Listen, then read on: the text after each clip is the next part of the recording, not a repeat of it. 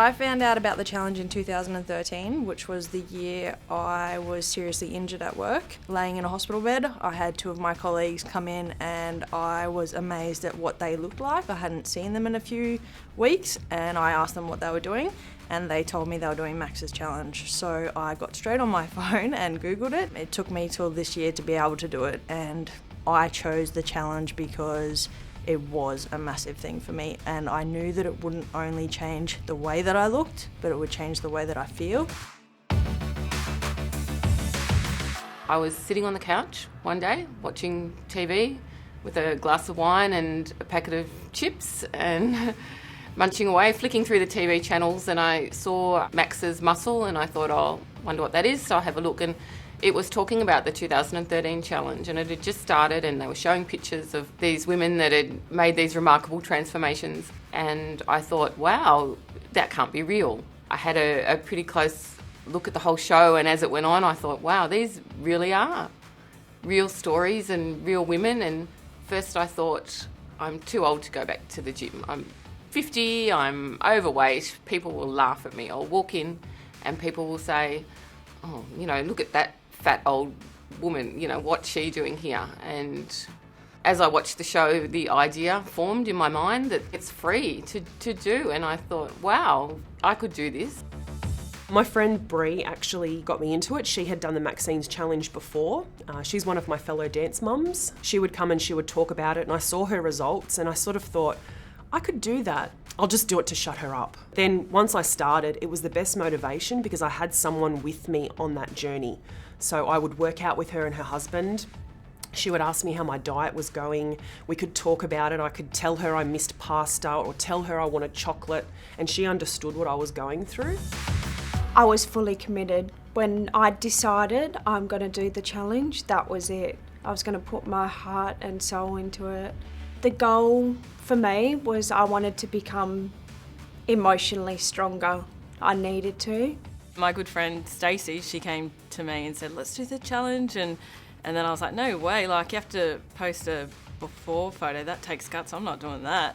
And she said it to me a couple more times, and then the day before the registration she sent me a text message going, this is your last chance, like, to sign up for the challenge. And I was like, I don't think so. And then she sent me a photo of one of the transformations from last year, Lindsay Turner's photo, and she's like, this is what I'm going to look like. And I was like, oh my goodness, because you usually see people on TV, it's like, yeah, right, like, as if you can do that in 12 weeks. But I was like, I know her. That's like, you know, someone, a real legitimate person who's done that, and I've met her. Like, if she can do it, like, I can do it too. So it was really like seeing Lindsay's transformation from last year that made me do it. And then also, like, there was not only Stacey but two of my other good friends that were doing it too, and I'm like, if they're all like hot skinny bitches at the end and I'm still frumpy, you know, like me, then like I'll be really pissed. I'm a bit naturally competitive, but I'm not competitive against other people to a degree. I like to compete against myself, and I came in the top 50 last year. This year I came into it going, I want to be better, and I want to really raise the bar and go that next level. I want that change to be a representation of who I am. I knew I had a journey ahead. I knew that I had some sleep issues and I also had some recovery issues, and I remember posting, I was feeling a bit unwell, and Janet Kane posted a really great forum thread on recovery and sickness, and so her information has led me to retaining my muscles, and I'm feeling really great about that. It was pretty hard. I think I'd been making excuses for a long time.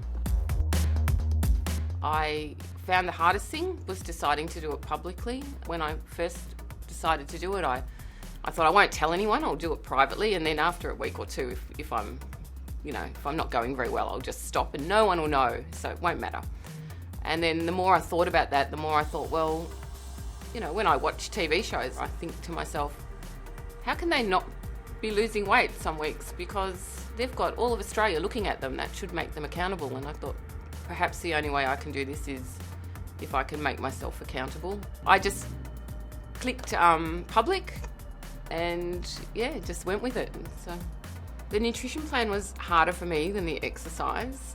but I stuck to it. I refused to give up. I wasn't hungry, but it was the work prepared, cutting up the vegetables every day and making sure I took the right food to work so I didn't just run downstairs and get a donut or something. I went cold turkey on all soft drink, all chocolates, lollies, the breads and things that I lived on. I followed the plan to a T. So the first couple of weeks were difficult for me. I had sugar withdrawals for the first couple of weeks where I'd get the shakes, I'd get headaches, I'd sort of snap and get very frustrated. But I just soldiered on. I knew that would happen. So I just kept going and sort of as time went on, it got easier and easier. I had a mantra because one day I was having a meltdown and I felt really, really hungry. And I went on the forum and they said, you need to drink more water, eat more greens, have an extra shake. And I told my neighbour, look, I was really, really hungry yesterday. And she said, maybe you just need to give yourself a cheat meal. And my response was, champions don't cheat. I couldn't cheat. Why am I going to cheat? I would be so disappointed in myself. It's only 12 weeks out of my whole life. And there was no reason to give myself a cheat meal. Just commit to it and just push through. We get a 28-day roster, and pre-challenge, I didn't know what I was going to eat for lunch that day. 6 to 2, I'd wake up at 4 o'clock in the morning and go, I haven't prepared lunch, I haven't prepared breakfast, and I'd eat on the run, whatever was going. So I went to Bunnings and I bought us 22-litre Eskies and freezer ice cubes, and I prepared all of our meals when I had days off. So if I had a 28-day roster, sometimes I'd be working 10 days straight. That's 10 meals that I had to get ready. The freezer was jam-packed, so having the meal plan laid out for me was the biggest assistance. Those Eskies, as much as our colleagues said that they were kidney donor Eskies and where were we going with them, were winners. So that will be my next post on Facebook, is like, see what those kidney donor Eskies did. The biggest thing for me also was getting on the forum, looking at other people's blogs, the social hub, talking to the ambassadors. They were really positive, reinforced why I did this to begin with and why I started it. I didn't start it for the people that were telling me that I was skinny or that I didn't need to do it. I started it for me. And that's why I continued every day after hearing those negative things going, I'm not doing this for you. I'm doing this challenge for me. And I love being strong. So if I want to eat tuna and salad while you chug down on a burger and chips, I will.